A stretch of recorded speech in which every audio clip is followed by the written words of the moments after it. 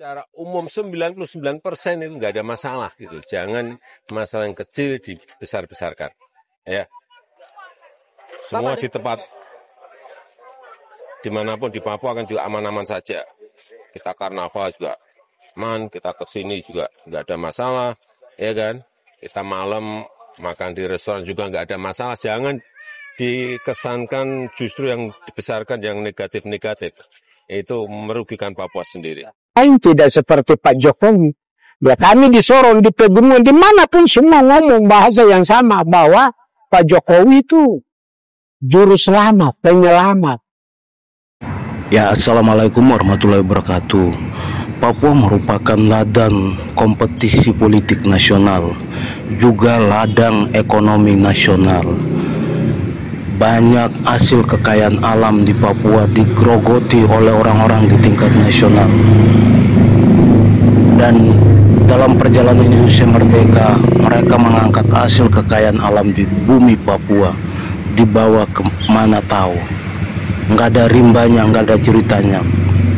Manusia nggak pernah dibangun, cuma direbut kekayaan. Semua orang yang merantau di tanah Papua cuma untuk mencari makan dan mencari hidup di sana.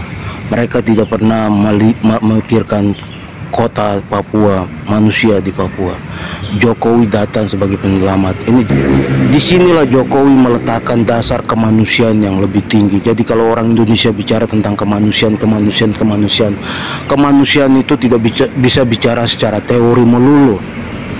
Harus ada hal-hal fisik yang akan mengubah cara berpikir. Ada hal-hal fisik yang mengubah cara pandang orang terhadap kemanusiaan.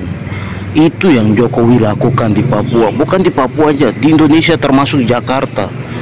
MRT, LRT itu juga mengubah mindset orang untuk hidup tertib, untuk naik kendaraan umum dan tertib, bersih, rapi.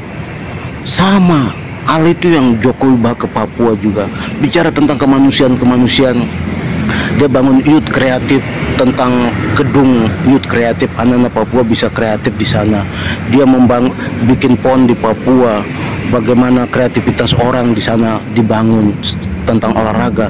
Karena olahraga ini, Papua ini bukan olahraga baru, dari tahun 60-an. Itu hari ini kita bisa lihat Jokowi bawa harapan. Buka semua cakrawala berpikir. Jadi kalau orang Indonesia bicara, apalagi LSM kritik kemanusiaan apa yang lo bicara?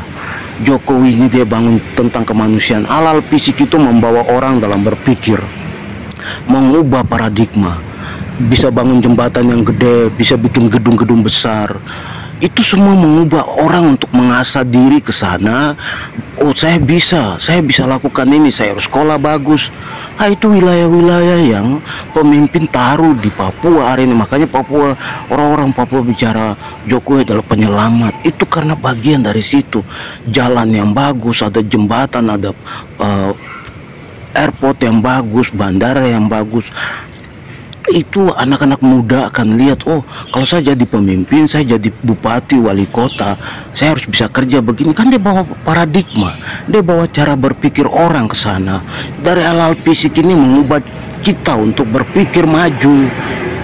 Kita nggak bisa bicara teori kosong di ruang-ruang kuliah, ruang-ruang hampa, terus jadi semacam buku baca.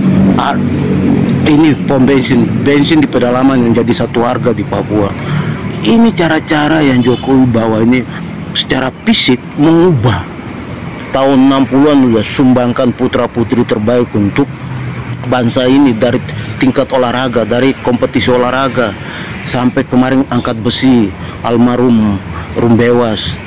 Itu semua adalah catatan-catatan yang menjadi faktor, dan Jokowi membawa itu. Dia ubah dari mana, sisi mana dia harus ambil. Ada sisi pembangunan fisik, pelan-pelan dia mengangkat manusia, pelan-pelan dia bawa orang untuk berpikir.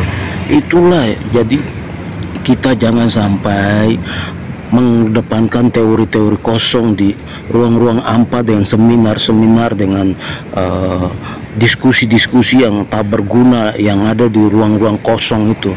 Tapi di lapangan kita harus berjumpa. Jokowi membawa peradaban itu ke Papua. Dalam 19 kali dia pergi ke Papua dalam 10 tahun terakhir. Media di tingkat nasional juga provokator tentang Papua, banyak hal dalam negatif, itu media nasional juga. Itu yang Jokowi diwawancara, dia bilang jangan kalian merugikan Papua dengan berita-beritamu. Yang sama bahwa Pak Jokowi itu juru selamat, penyelamat.